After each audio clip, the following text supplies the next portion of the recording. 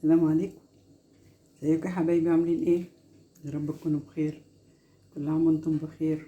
ربنا يجعلها يا رب سنة سعيدة عليكم وعلى احبابكم، وكل واحد يحقق اللي هو عايزه في السنة الجديدة ان شاء الله، بالعمل وبالاجتهاد.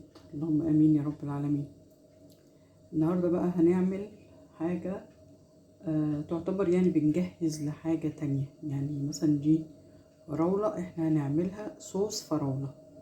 اكيد حضراتكم عارفين الصوصات اللي بتتباع بره دلوقتي، صوص الفراولة وصوص الكري، صوص الشوكولاتة، وكذا فاكهة بيتعمل لها صوص وبتتباع في المحلات في برطمانات كده او في ازايز، وبتبقى سعرها غالي جدا.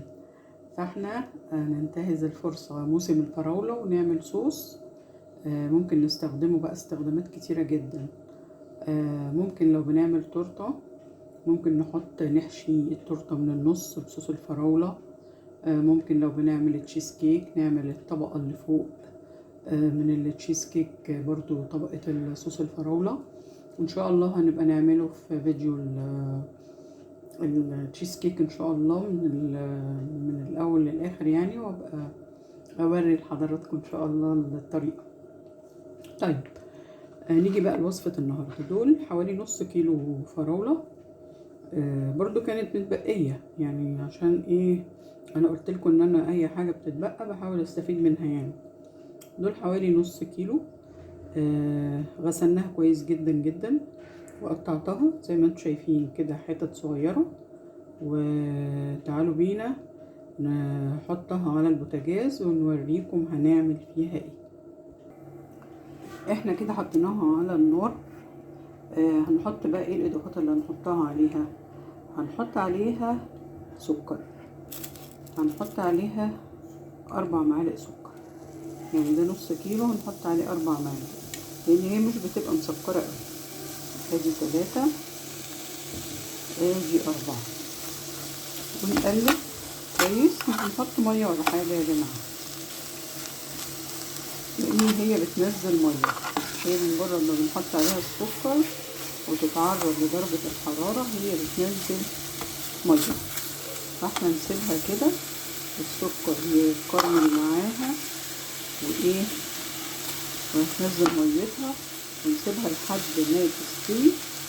وهنحط نص معلقة سكر تاني وايه، ونشوف هنكملها ازاي. هنسيبها بقى شوية تستوي ونرجع لحضرتك.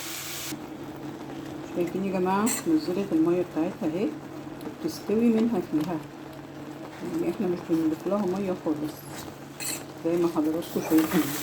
كل شوية نقلب كده علشان ما تلزقش، ونحاول نهرسها برضو بالشوكة زي ما انتم شايفين كده. نسيبها برضو ولسه برضو ايه مكملتش السوا بتاعها. نسيبها تستوي شوية وارجع لحضراتكم بعد شوية. شايفين هي كده بقت ايه، بقت بيوري خالص وطرية اهي ومستوية خالص زي ما انتم شايفين. في المرحلة دي هنضيف عليها عصرة ليمونة، عصرة بسيطة ليمون، وهنضيف عليها كيس فانيليا عشان بيديها ريحة جميلة جدا. تمام. وبعد كده بقى المكون الرئيسي اللي هنضيفه بتاعنا، هنضيف جيلي فراولة.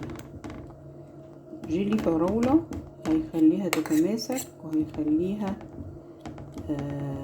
تبقى جميلة جدا، وطعمها ولونها بيحافظ كمان على لونها، لان الجيلاتين مادة بتحافظ على اللون الحاجة، عشان لو قعدت شوية عندنا لونها ما بيتغيرش. هنجيب